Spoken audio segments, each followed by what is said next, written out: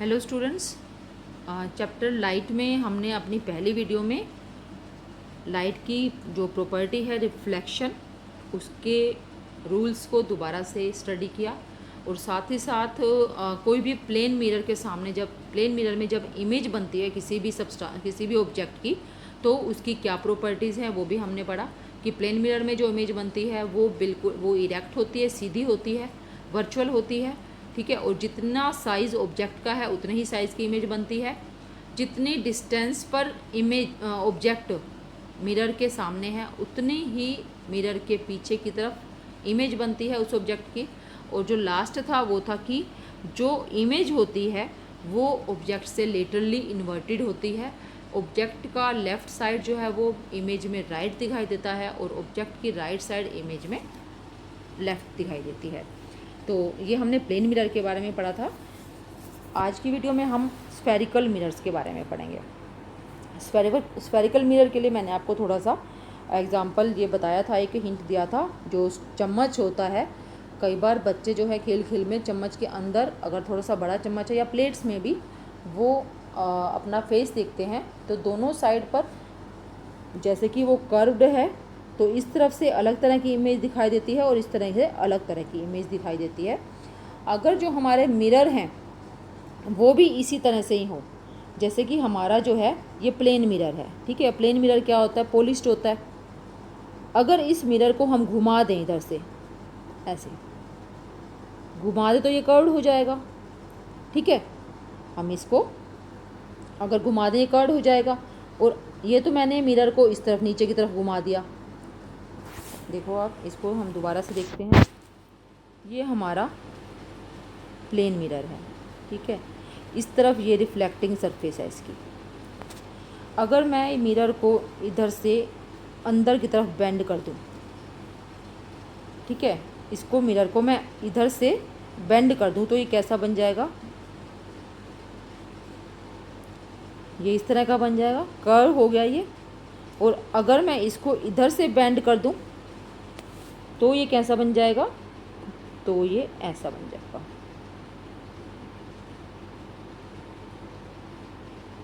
है ना। अब जो आपको इमेज, अपनी ही इमेज इस मिरर में जैसी दिखाई दे रही थी उससे अलग आपको इसमें दिखाई देगी अगर आप यहाँ से देखते हो, और अगर आप इसमें यहाँ से देखते हो तो आपको और भी अलग तरह की दिखाई देगी। तीनों ही केसेस में आपको अपनी जो मिरर इमेज है मिरर के अंदर वो अलग अलग तरह की दिखाई देगी, क्योंकि ये तो हो गया प्लेन मिरर और ये दोनों क्या हैं? ये दोनों हैं कर्व्ड मिरर्स। और इन कर्व्ड मिरर्स को हम स्फेरिकल मिरर्स भी कहते हैं। क्यों कहते हैं ये मैं अभी आपको बताऊंगी, ठीक है। लेकिन आप ये सोचोगे कि दोनों ही कर्व्ड हैं तो दोनों में हमें अलग अलग इमेज क्यों दिखाई दे रही हैं? उसका रीज़न ये है कि इसकी जो रिफ्लेक्टिंग सरफेस है, इस वाले की, नीचे वाले की जो रिफ्लेक्टिंग सरफेस है वो अंदर की तरफ धंसी हुई है, अंदर की तरफ बेंड है। लेकिन जो ऊपर वाले की रिफ्लेक्टिंग सरफेस है वो बाहर की तरफ निकली हुई है। तो इतना होने पर भी इनके अंदर बनने वाली इमेज जो है उसकी प्रॉपर्टीज़ डिफ़र हो जाती हैं एक दूसरे से, ठीक है। अब हम ये देखते हैं कि हम इनको स्फेरिकल मिरर्स क्यों कहते हैं।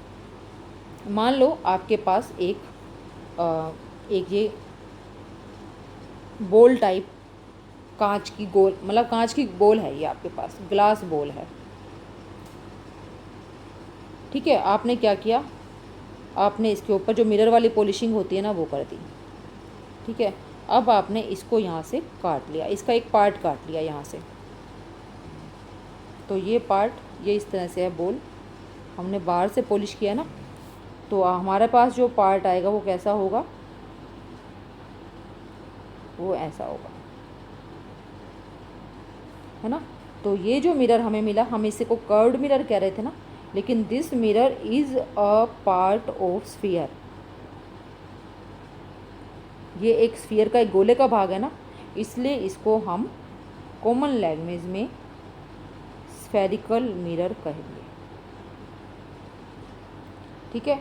बिल्कुल ऐसा ही हमें दूसरी टाइप का जो मिरर हमने देखा था अभी, जिसमें कि जो रिफ्लेक्टेड सरफेस है, रिफ्लेक्टिंग सरफेस है वो बाहर की तरफ उभरी हुई है, वो हमें मिल सकता है अगर ये जो हमारा बोल थी, ग्लास बोल, ये अंदर की तरफ से पॉलिश्ड थी तो, ठीक है। आप सिर्फ अभी ये समझिए कि इन्हें स्फेरिकल मिरर क्यों कहा जाता है। ठीक है, तो ये है reflecting surface of a spherical mirror may be curved inwards और आउटवर्ड्स। जो रिफ्लेक्टिंग सरफेस है वो अंदर की तरफ भी मुड़ी हो सकती है, बाहर की तरफ भी मुड़ी हो सकती है। Spherical mirror whose reflecting surface is curved inwards, जिसकी अंदर की तरफ धसी हुई है वो क्या है, कनकेव मिरर। ये आपने ध्यान रखना है। अगर रिफ्लेक्टिंग सरफेस अंदर की तरफ दबी हुई है, ठीक है, तो वो क्या है, कनकेव मिरर है। अगर आप इसको देखोगे ध्यान से, अगर मैंने इसको स्फीयर बना दिया तो स्फीयर का सेंटर क्या है, ये है, तो रिफ्लेक्टिंग सरफेस किस तरफ है, सेंटर की तरफ है। तो ये देखो आप, स्फेरिकल मिरर जिसकी reflecting surface faces towards the centre of sphere, यानी कि ये, it is called a concave mirror. दोबारा से देखो आप इसको, ये स्फीयर है, इस स्फीयर का ये सेंटर है, तो ये वाला मिरर जिसकी रिफ्लेक्टिंग सरफेस सेंटर की तरफ है, स्फीयर के सेंटर की तरफ है, वो क्या है, कनकेव मिरर है। और ये वाला मिरर जिसकी रिफ्लेक्टिंग सरफेस सेंटर के बाहर की तरफ है, सेंटर से अपोजिट है, spherical mirror whose reflecting surface is curved outwards is called a convex mirror. ठीक है, तो आपने इनको इस तरह से रिप्रेजेंट करना होता है, कभी भी स्फीयर बनाकर नहीं दिखाना होता है। ये मैंने सिर्फ आपको समझाने के लिए दिखाया है। तो आपको ध्यान रखना है, जब आप दोनों ऐसे ही बना सकते हो दोनों को, ठीक है, लेकिन अगर आपने इसको यहाँ से पॉलिश कर दिया तो ये हो जाएगा क्या, कनकेव मिरर, है ना। और अगर आपने ये ऐसा बना दिया अंदर की तरफ से, इसको आपने यहाँ से पॉलिश कर दिया तो ये हो जाएगा कन्वेक्स मिरर। समझ गए आप। तो यहाँ पर रिफ्लेक्टिंग सरफेस जो है वो धसी हुई है अंदर की तरफ, और यहाँ रिफ्लेक्टिंग सरफेस बाहर की तरफ उभरी हुई है। ओके, अब हम देखते हैं कि स्फेरिकल जो मिरर के बारे में पढ़ने से पहले हमें कुछ टर्म्स हैं, जब हम इनसे रिलेटेड इनके प्रॉपर्टीज़ पढ़ेंगे ना, कि ये किस तरह की इमेज बनाते हैं, उससे पहले हमें कुछ टर्म्स के बारे में, इनसे रिलेटेड कुछ टर्म्स हैं, उनके मीनिंग्स पता होने चाहिए। ठीक है, तो अब हम देखते हैं कि ये क्या है इसमें। तो जो रिफ्लेक्टिंग सरफेस है ना मिरर की, जो उसका सेंटर होता है उसको हम पोल कहते हैं। जो रिफ्लेक्टिंग सरफेस है इसको हम डायग्राम से समझते हैं, सिंपल डायग्राम बनाकर। आप भी हर टर्म को एक्सप्लेन करने के लिए उसके लिए एक सेपरेट डायग्राम बना सकते हो। जैसे मैंने ये कोई भी मिरर बना दो आप, दोनों ही मिरर में होगा ये पोल। जो हम जिन टर्म्स को हम पढ़ रहे हैं ना, ये टर्म्स कनकेव मिरर के भी लिए भी हैं और ये कन्वेक्स मिरर के लिए भी हैं, दोनों ही टाइप के लिए। पहला है पोल, आप साथ साथ इनको ड्रॉ कर सकते हो, या फिर आप, जब मैं ड्रॉ कर लूँगी तो आप इसका स्क्रीनशॉट लेकर या पोज करके भी ड्रॉ कर सकते हो। साथ साथ ड्रॉ करोगे तो ज़्यादा अच्छा रहेगा, समझ में आएगा। अब ये हमारा रिफ्लेक्टिंग सरफेस, इसकी ये हमारा एक मिरर है, ठीक है। कौन सा मिरर है ये, कनकेव मिरर है, जिसकी रिफ्लेक्टिंग सरफेस अंदर की तरफ धसी हुई है। अगर मैं दोनों ही बना दूँ तो इसकी रिफ्लेक्टिंग सरफेस बाहर की तरफ उभरी हुई है, ये कन्वेक्स मिरर है। ठीक है, तो इसका जो सेंटर होगा, बिल्कुल सेंटर, उसको क्या कहते हैं, उसको P से लिखते हैं। इस मिरर का रिफ्लेक्टिंग सरफेस का centre, centre of reflecting surface of mirror, कोई भी मिरर हो, चाहे कन्वेक्स है या कनकेव है, इज कॉल्ड पोल। और इसको हम दिखाते किससे हैं, P से। ठीक है, ये आप साथ साथ नोट कर सकते हो। ये तो हो गया पोल। अब जैसा मैंने आपको बताया कि हम ये सोच सकते हैं कि ये कोई भी, चाहे वो कनकेव मिरर है चाहे कन्वेक्स मिरर है, ये एक स्फीयर का पार्ट है, एक स्फीयर का हिस्सा है, एक गोले का हिस्सा है। आप इसको नोट कर लो या स्क्रीनशॉट ले लो इसका।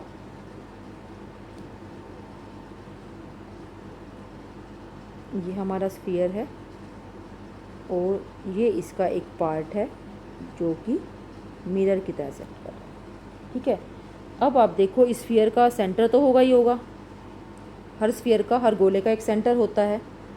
ठीक है। तो ये क्या है, इसे क्या बोलते हैं, centre of mirror, centre of curvature, centre of curvature, और इसको हम लिखते हैं सी से। ठीक है। तो सेंटर ऑफ कर्वेचर क्या है, centre of the sphere whose mirror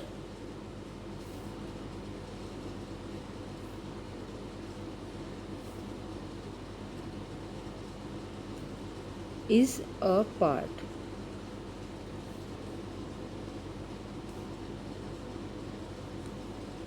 is center of curvature।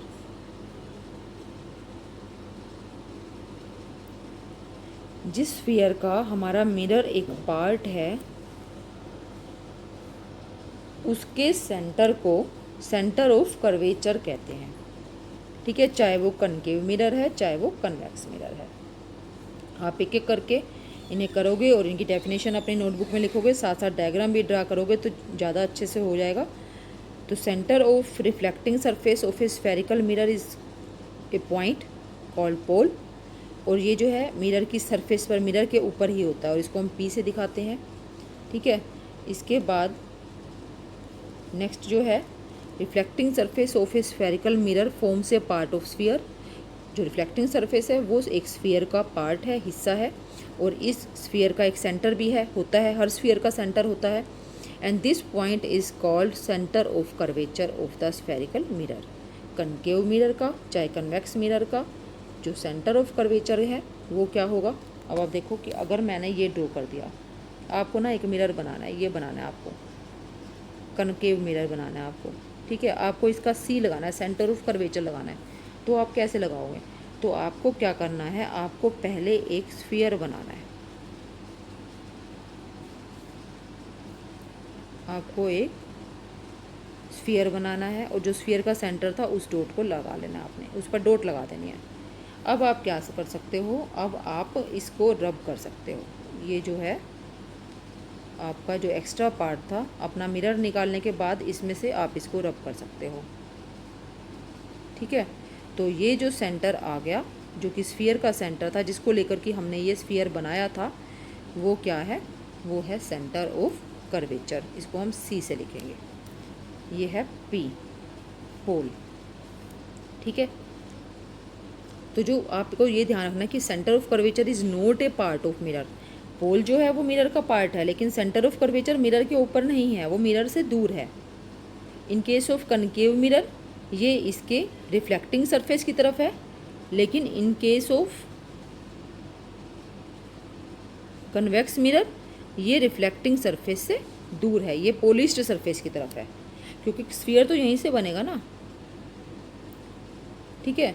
तो कन्वेक्स मिरर के केस में जो सेंटर ऑफ कर्वेचर है इट इज़ अवे फ्रॉम या back side of reflecting surface, लेकिन in case of concave mirror centre of curvature is towards the reflecting surface.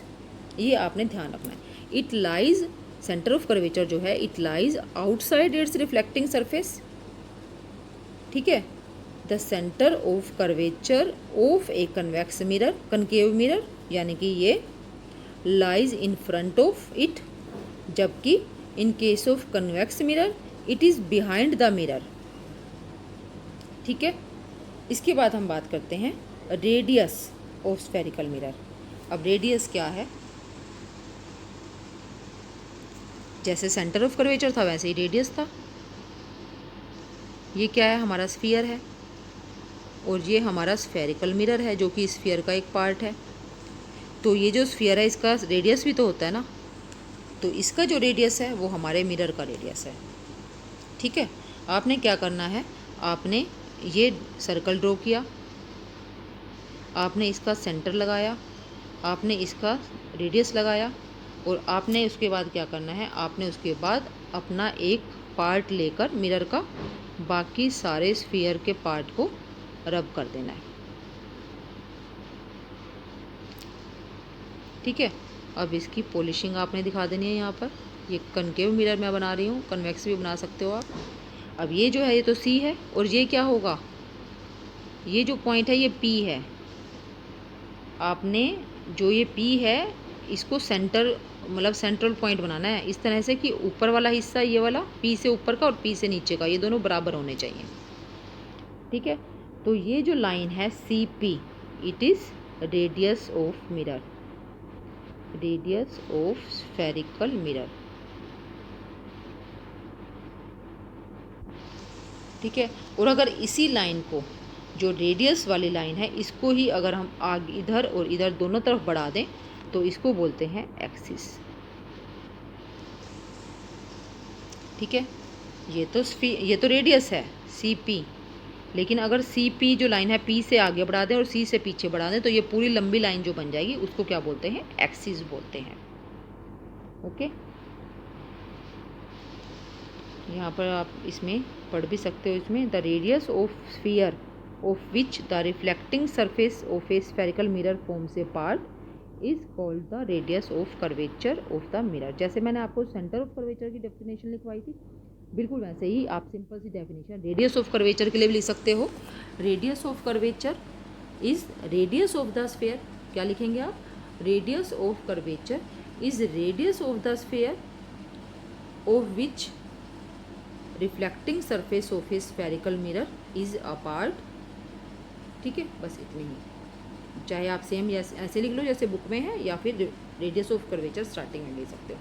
And it is represented by capital R। आपको ध्यान है radius को हम R से लिखते हैं, तो यहाँ भी हमें R से ही लिखना है। ठीक है, तो PC is equal to radius of curvature, जैसे मैंने आपको CP लिख दिया था, यहाँ पर PC लिखा हुआ है, तो ऐसे PC ऐसे बताया हुआ, आप CP भी लिख सकते हो। ठीक है, it is radius of curvature.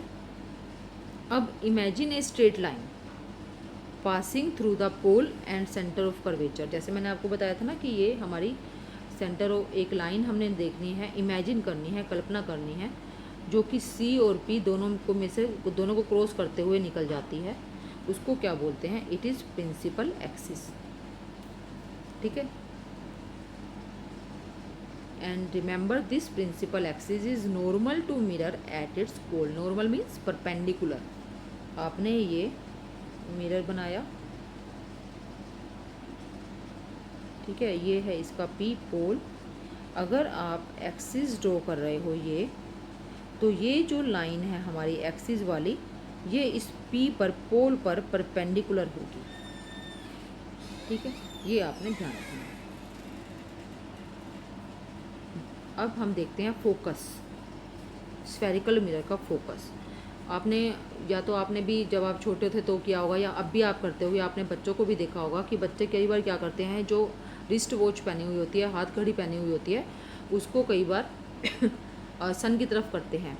ठीक है, दूसरों की आँख के अंदर उसकी लाइट जो है वो करने के लिए, कि जब सन की लाइट उसके ऊपर पड़ती है तो वो वहाँ से रिफ्लेक्ट होती है, उस जो रिस्ट वॉच होती है, घड़ी होती है, उसके मिरर, उसके जो ऊपर की सरफेस है, ट्रांसपेरेंट सरफेस, उस पर टकराने के बाद सनलाइट जो है वो रिफ्लेक्ट हो जाती है, और बच्चे इस तरह से उसको घुमाते हैं कि वो रिफ्लेक्ट होकर जो लाइट जा रही है वो किसी दूसरे की आँख में जाती है। बच्चे इस तरह से काफ़ी खेलते हैं, एक दूसरे को तंग भी करते हैं।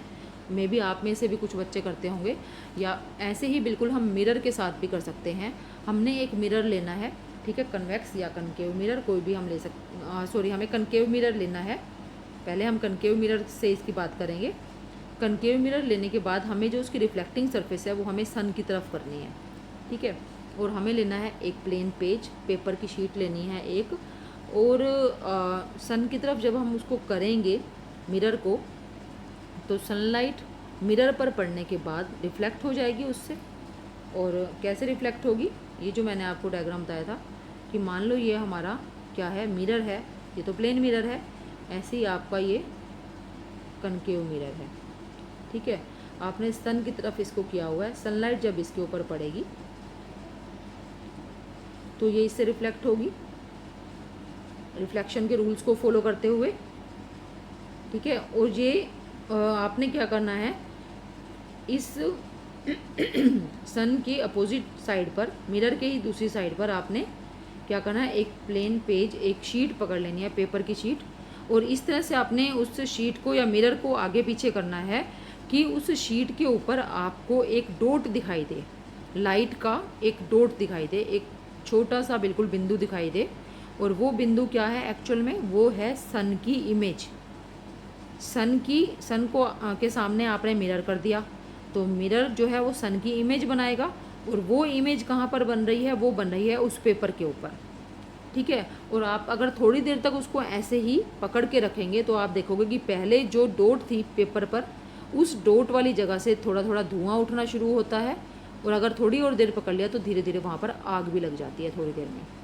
ठीक है, तो ये जो पेपर के ऊपर जिस पॉइंट पर सन की इमेज बनी थी, डॉट बना था लाइट का, वो क्या है, वो है फोकस, उस मिरर का फोकस है वो। ठीक है, उस मिरर का वो फोकस है। आपने सुना होगा कि जैसे पहले क्या होता था, कैमराज या अब भी कैमरा को फोकस करते हैं, जिसकी आपने फ़ोटो लेनी होती है उसके ऊपर कैमरा को फोकस करते हैं ताकि जो इमेज है वो बिल्कुल क्लियर आ जाए। तो बिल्कुल इसी तरह से ही हमने मिरर को सन और पेपर की तरफ इस तरह से थोड़ा थोड़ा आगे पीछे मूव करना है कि सन की बिल्कुल सही इमेज हमारे पेपर पर बन जाए, एक डॉट की तरह से बन जाए। और जब वो डॉट पर बन जाएगी वहाँ पर, और उसमें से थोड़ी देर के बाद धुआं निकलना शुरू हो जाएगा या आग पकड़ लेगा वो पेपर, तो वो जो पॉइंट था वो था उस मिरर का, जो हमने मिरर लिया हुआ है कनकेव मिरर, उसका फोकस। और हमारे मिरर के पोल और उस फोकस पॉइंट के बीच की जो डिस्टेंस है, that is called focal length. ठीक है, ये एक्टिविटी आप करके देख सकते हो अगर आपके पास है तो। ये एक्टिविटी यहाँ पर दी भी हुई है। अगर आपने मिरर लिया हुआ है तो कभी भी इसकी लाइट इस तरह से नहीं खेलना चाहिए कि आप उसकी लाइट जो है वो पेपर की बजाय दूसरे की आंखों में डाल रहे हो, क्योंकि इट में डैमेज यूर आइज। पहले तो ये ध्यान रखना है। Hold a concave mirror in your hand and direct its reflecting surface towards the sun. Direct the light, अब जो लाइट जो उससे रिफ्लेक्ट होगी, सन की लाइट जो है वो रिफ्लेक्टिंग सरफेस पर पड़ रही है, और अब वो लाइट रिफ्लेक्ट होगी मिरर से, और आपने उसके सामने एक शीट कर देनी है पेपर की। ठीक है, move the sheet of paper back and fourth, paper sheet को या आप मिरर को भी कर सकते हो, आगे पीछे थोड़ा करना है, तब तक करना है जब तक कि आपको पेपर पर एक ब्राइट शार्प स्पॉट ना मिल जाए लाइट का एक बिल्कुल छोटा सा चमकदार। अगर आपको जब तक उस पर एक डॉट सा धब्बा सा नहीं दिखाई देता तब तक आपने उसको पेपर शीट को हिलाते रहना, आगे पीछे करते रहना है। ठीक है, और थोड़ी देर तक अगर आप मिरर को पकड़ोगे तो आप क्या देखोगे, आप देखोगे कि paper at first begins to burn producing smoke, और थोड़ी देर में इसमें आग भी लग सकती है। ठीक है, why does it burn, light from the sun is converged at a point. जो सन की तरफ से लाइट आ रही थी ना सारी, ये जो मिरर था, मिरर ने क्या किया, मिरर ने इस सारी लाइट को एक पॉइंट पर इकट्ठा कर दिया। ठीक है, इस मिरर ने सारी लाइट को, आप ऐसे देखो ये मिरर है, इस पर ये सनलाइट आ रही है,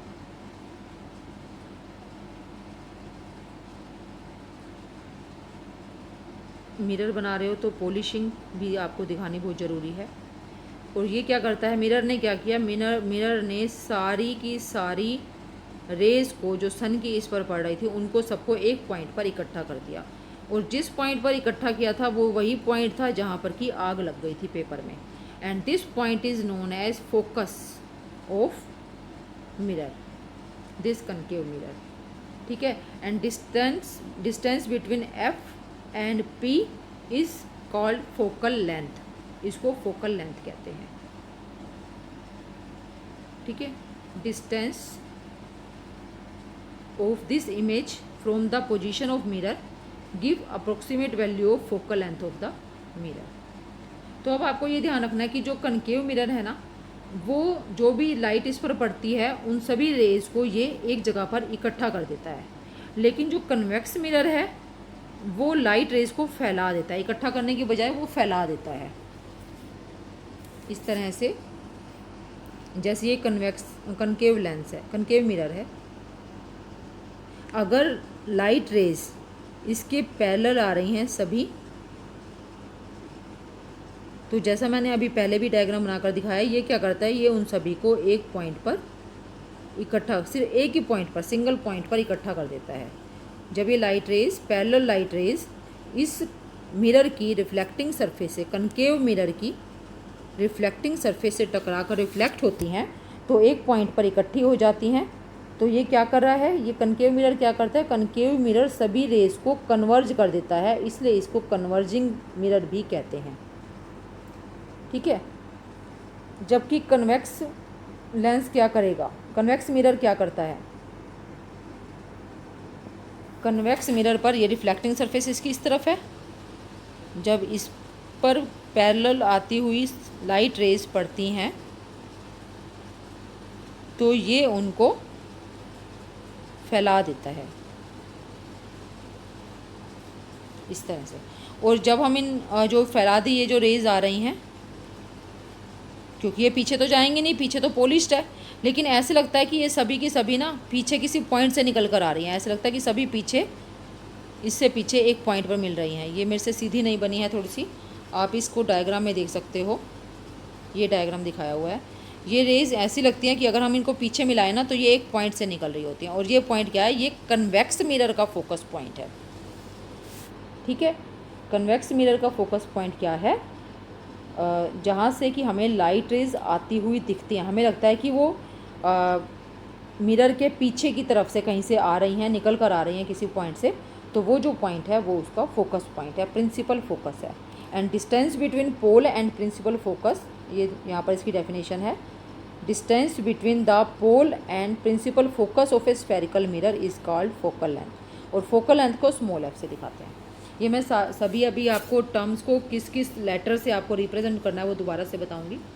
अब यहाँ एक और चीज़ बहुत ध्यान से आपको समझनी है, आप इन पिक्चर्स में देखो, इन डायग्राम्स में देखो, आप सी पी कितना है और एफ पी कितना है ये देखो, और यहाँ पर भी ये है सी पी और ये है एफ पी। आपको कुछ लग रहा है, अप्रोक्सीमेशन कुछ आप कर सकते हो। आप देखोगे कि जो एफ पी एफ है वो लगभग आधा है पी सी का, देखने में ही लग रहा है। और यहाँ पर भी सी पी जो है वो आपको डबल लग रहा है एफ पी का, है ना। एफ पी क्या है या पी एफ क्या है, ये क्या है, फोकल लेंथ है ना।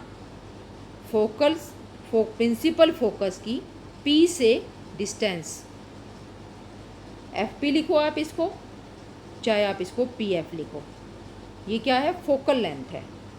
ठीक है, और फोकल लेंथ ऐसे लग रहा है कि जो रेडियस है ना हमारा, रेडियस की आधी है। और ये एक्चुअल में ऐसा ही होता है। कैसे मिरर्स के लिए, जिन मिरर्स की जो रेडियस है वो छोटा होता है, कम रेडियस वाले मिरर्स के लिए radius is double of focal length. इस बेस पर आपके एग्ज़ाम में 2 मार्क्स का क्वेश्चन भी आ जाता है कि आपको फोकल लेंथ दी हुई है और आपको बताना है कि उस मिरर का रेडियस क्या होगा। आपने क्या, आपको दी हुई है focal length 1 metre, 1.0 metre focal length है, f is equal to 1.0 metre for a concave mirror, find its radius. तो आपने क्या करना है, radius is equal to 2 into focal length. तो हमें फोकल लेंथ पता है कितनी है, 1.0, तो रेडियस क्या होगा 2.0 मीटर। बहुत ही सिंपल है। ठीक है, तो इस तरह से हम इसका रेडियस फाइंड कर सकते हैं, और अगर आपको रेडियस दिया हुआ है तो फोकल लेंथ फाइंड कर सकते हैं। ठीक है, एक बार इन सभी टर्म्स को हम रिवाइज कर लेते हैं कि जो मिरर है, मिरर की सरफेस पर जो बिल्कुल इसका सेंट्रल पॉइंट है उसे कहते हैं पोल, और इसको पी से लिखते हैं। ये मिरर जिस स्फीयर का हिस्सा है उस स्फीयर के सेंटर को सेंटर ऑफ कर्वेचर कहते हैं, सेंटर ऑफ कर्वेचर, है ना। और ये मिरर जिस स्फीयर का एक हिस्सा है उसके रेडियस को इसका रेडियस कहते हैं, रेडियस ऑफ कर्वेचर। अगर हम इस पोल और सेंटर से निकलने वाली लाइन को आगे और पीछे बढ़ा दें बिल्कुल सीधा, तो इस लाइन को, ये काल्पनिक रेखा है, इमेजिनरी लाइन है, इसको प्रिंसिपल एक्सिस कहते हैं।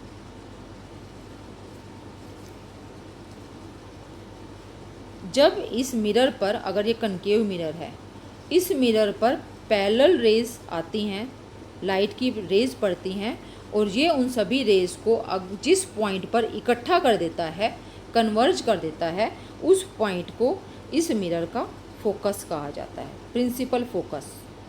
और प्रिंसिपल फोकस और पोल के बीच की डिस्टेंस को फोकल लेंथ कहते हैं। पोल को किससे लिखेंगे? P से। ये कहाँ होता है? ये होता है ऑन सरफेस ऑफ मिरर, ये मिरर की सरफेस पर ही होता है, ठीक है। और C क्या है? फिर हम बात करते हैं सेंटर ऑफ कर्वेचर, इसको हम लिखते हैं C से। फिर है रेडियस ऑफ कर्वेचर, सभी को हम कैपिटल में लिख रहे हैं, लिखना भी कैपिटल में ही है आपको, ठीक है। फिर है principal focus, principal axis. Principal axis को तो कुछ नहीं लिखना होता, आप कुछ भी लिख सकते हो। जैसे अगर आपने ये पूरी लंबी लाइन है ना, तो आप इसके किसी भी पॉइंट को A B भी लिख सकते हो, लेकिन जो C है वो C ही रहेगा, जो P है वो P ही रहेगा, ठीक है। लेकिन ये स्टार्टिंग और लास्ट वाला पॉइंट इसका प्रिंसिपल एक्सिस, इसको मैंने यहाँ पर A भी लिखा है तो A भी लिख सकते हैं। और प्रिंसिपल फोकस है, फिर इसको भी कैपिटल में लिखेंगे, कैपिटल F। लेकिन जो फोकल लेंथ है, फोकल लेंथ को हम स्मॉल f से लिखेंगे, ठीक है। और एक रिलेशनशिप जो मैंने आपको बताई है, radius of curvature is double of focal length, चाहे ऐसे लिख लो या focal length is half of radius of curvature, इन दोनों का एक ही मतलब है। मैथमेटिकली आप जानते हो ये दोनों सेम है, ठीक है। ये है स्फेरिकल मिरर्स के बारे में, उनकी कुछ टर्म्स हैं जो आपको अच्छे से समझनी है, ध्यान रखनी है। इसके बाद हम इनसे जो इमेज बनती हैं वो कैसे बनती हैं उसके बारे में पढ़ेंगे। इसमें एक और रह गया, एक वो क्या है, वो है अपर्चर। अपर्चर क्या है? अपर्चर जैसे आपका मिरर है, ये जो इस पॉइंट को अगर मैंने M लिख दिया और इस लास्ट पॉइंट को अगर मैंने, दोनों एंड पॉइंट है ना इसके, उनको M और N लिख दिया, तो M और N के बीच की जो डिस्टेंस है MN, ये क्या है? अपर्चर, ठीक है। Diameter of reflecting surface of spherical mirror, reflecting surface का, रिफ्लेक्टिंग सरफेस ये है और इसका जो डायमीटर है वो ये है MN, तो इसको हम इसका अपर्चर कहते हैं, ठीक है। और जो ये रिलेशनशिप हमने की है ये छोटे अपर्चर के स्फेरिकल मिरर्स के लिए, यानी कि जो कम अपर्चर के हैं, कम अपर्चर जो होगा उनका रेडियस भी कम होगा ना, तो मैंने आपको स्मॉल रेडियस वालों के लिए बताया था, ठीक है। उनके लिए ये फॉर्मूला बिल्कुल फिट बैठता है, R = 2F। ओके, इन सभी टर्म्स को आपने नोटबुक में नोट करना है। डायग्राम पर भी, डायग्राम बनाकर सेपरेट डायग्राम बनाओगे सबके लिए तो ज़्यादा अच्छा रहेगा, आपकी क्लैरिफिकेशन अच्छे से हो जाएगी उसमें, ठीक है। तो आप ये ज़रूर करना, और अगर कोई भी प्रॉब्लम है तो आप मेरे से पूछ सकते हो। ओके।